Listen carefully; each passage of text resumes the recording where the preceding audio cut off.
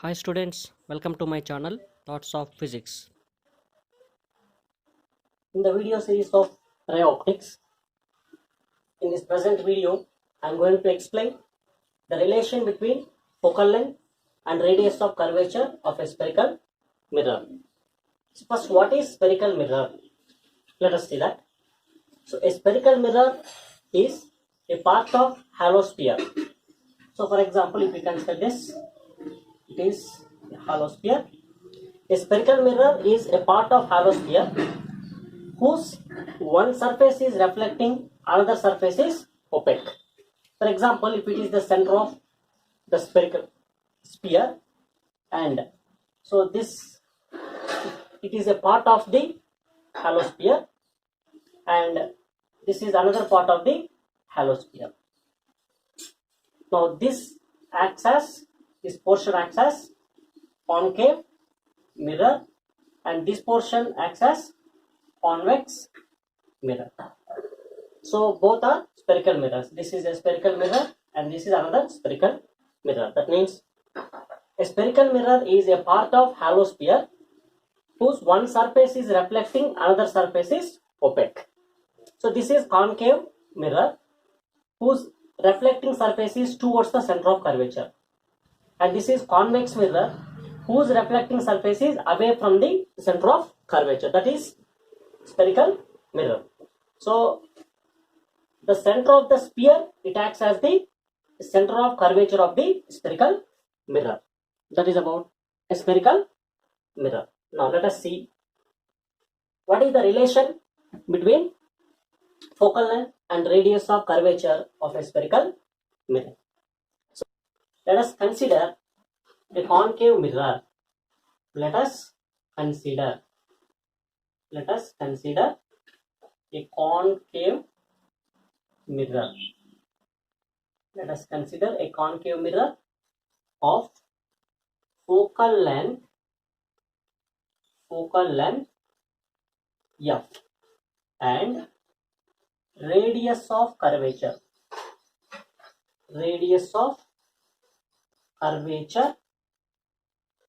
capital R. So this we consider, that is the concave mirror. Its focal length is f and its radius of curvature is R. Now let us take the concave mirror as mentioned. So this is the concave mirror. So it is the opaque surface and it is reflecting surface.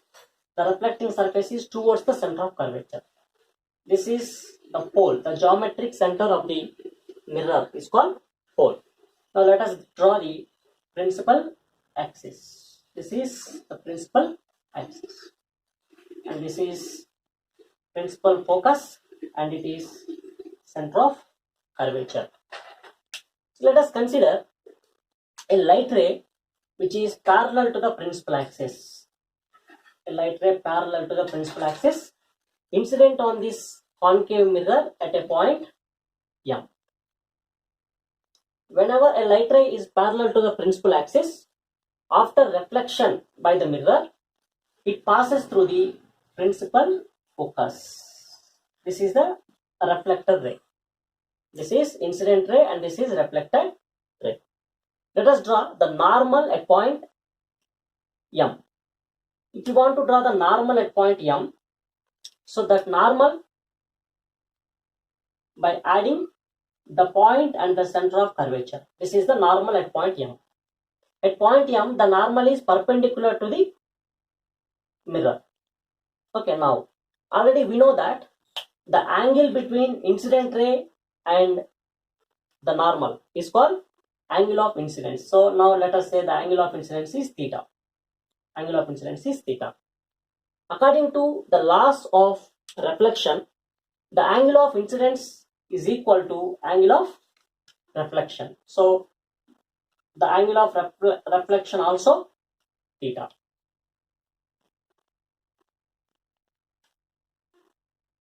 The angle of reflection also theta. That means this is the normal and it is the reflector ray. Now this is the angle of reflection, that is theta. The angle of incidence is equal to angle of reflection. According to the symmetry, this angle also theta. Both are same. Now, that angle at F is the exterior angle for these two angles. So, exterior angle is equal to the sum of interior angles. So, theta plus theta, that is 2 theta. 2 theta. Now I am drawing a line that is the normal from M onto the principal axis. It touches the principal axis at D. MD is the straight line. Now, from this figure, we can note that angle MCP is equal to theta. Angle MCP is equal to theta, and angle MFP is equal to 2 theta. Angle MFP is equal to 2 theta. Now, so from the triangle MCD,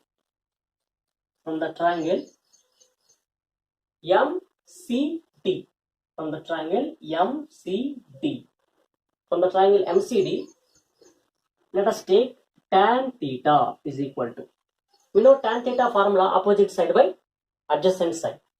So for this theta, the opposite side is MD, because the triangle is MCD, opposite side is MD. So MD by adjacent side is, what is that? DC. Adjacent side is DC.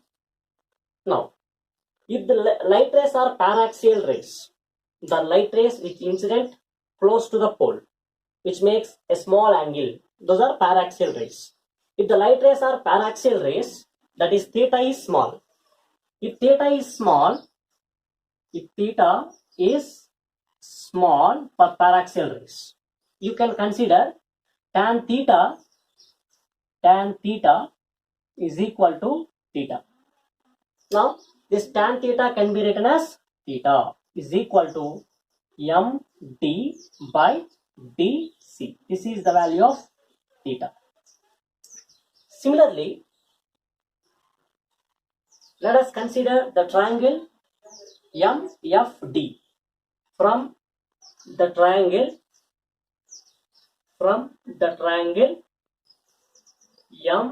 MFD. So again take tan 2 theta, because here the angle is 2 theta.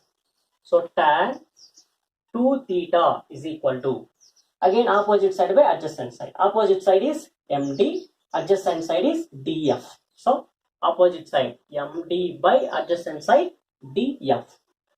Adjacent side DF. Again, if theta is small, tan 2 theta becomes 2 theta. So if theta is small, and if theta is small, we can write tan 2 theta is equal to 2 theta. So now 2 theta is equal to MD by DF. So already we have determined the value of theta here, MD by DC. So let us substitute this theta value in this equation expression. 2 into theta is MD by DC. MD by DC is equal to MD by DF. Both sides MD common term that get cancelled. After cancellation, we get 2 by DC is equal to 1 by DF. Let it be expression 1.